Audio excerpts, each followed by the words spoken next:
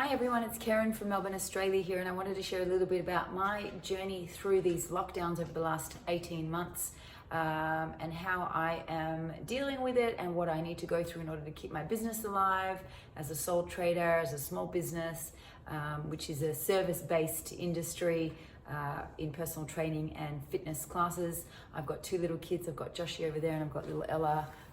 She's down here. Say hi, Ella. Ella was a preppy last year, and that in itself was a challenge because she started the year off not being able to read and write, and then we went into lockdown. So thanks to her amazing school, she now can read and write through what was a really challenging time of lots of tears and tantrums. Joshie was in grade 2 last year.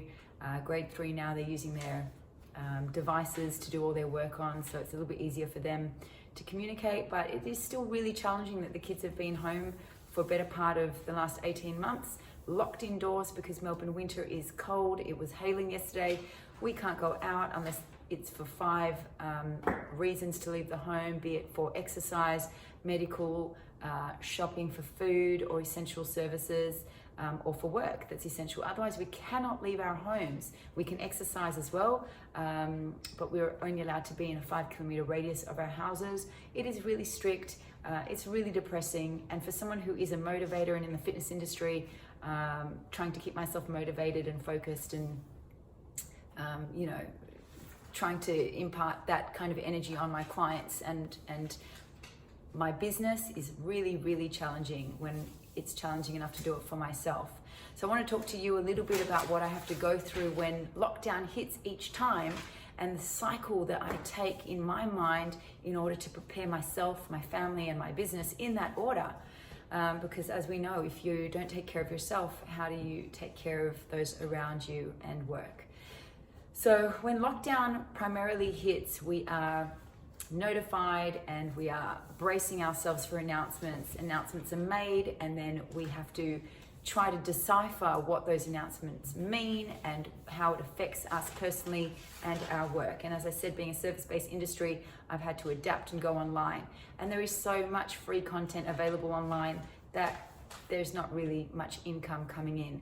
So once I've deciphered what the restrictions are meaning and what's in place, I then try to figure out the best plan moving forward for my business and how I'm going to work into those rules now and flip my business to try and keep it alive, whether there's income or not, but to at least have a business so that when we come out of this, there is something for me and that it's not all been in vain. I've had my business now for 12 years and it's slowly slipping through my fingers. So once I can figure out how to work my business into the restrictions, I then figure out what's best for my kids, for myself, and how to implement the plan of what's going to happen for my business.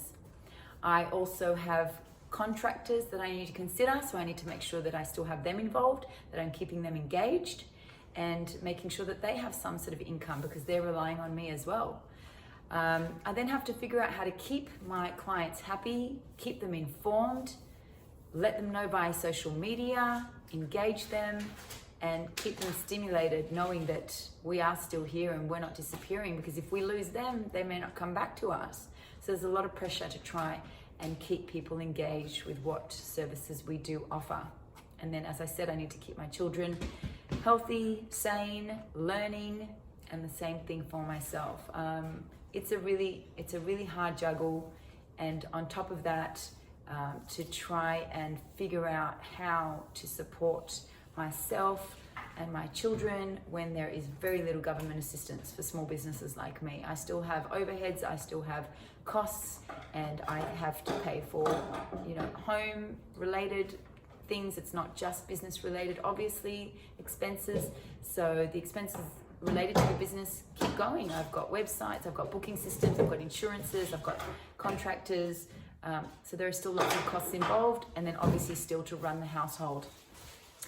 Trying to apply for government assistance is not easy. A lot of things I don't even qualify for. And if there are a couple of packages that I qualify for, the paperwork is overwhelming. It's hours of completing forms. It's hours of finding documents and history and statements and copying them and certifying things, and it's just overwhelming, and I don't have the time when I'm trying to homeschool these kids. So that in itself is a massive stress. On top of that, trying to market my business, I can't afford to pay someone to do the marketing for my business. I have to do all of that myself. So social media challenges, and then, you know, the different platforms that I have to use, and trying to update those and keep everybody informed and stay current and stay consistent and stay in people's faces so that, you know, people know about us and what we have to offer. It's not easy. As I said, the weather is depressing. I am trying to keep my children happy.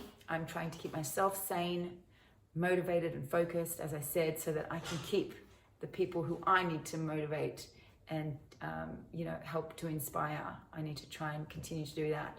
Yes, I take care of my health and my sanity first, but it's not easy. This is now 18 months down the track with no end in sight. That's the issue, is that these lockdowns could continue for a very long time. The vaccinations are moving slowly. The virus is mutating. You know, we're living like this, and there's no end in sight. The rest of the world gets on with things. It's very sad what is going on in the world. But I do believe that the mental state of a lot of our community is really suffering. And I'm just one little story, one little person. Everybody has a story. And I really hope that people will share their stories so that our government knows that lockdowns are really damaging people's well-being mentally and physically. And if my job is the primary essential worker in the community to motivate people to keep active for their mental and physical well-being, if I can't do my job, I think we're in really big trouble. The shout out from the fitness industry to the government is to make us essential. We should be able to do personal training outdoors, one-on-one, social distancing, no equipment required. There are so many ways to work around it in our industry, and that is my voice today, to say to the government, if these lockdowns continue, they need to be putting fitness instructors who are qualified, certified, with experience and the ability to train outdoors, to let us do that and to let us do our job to keep our community somewhat healthier mentally and physically.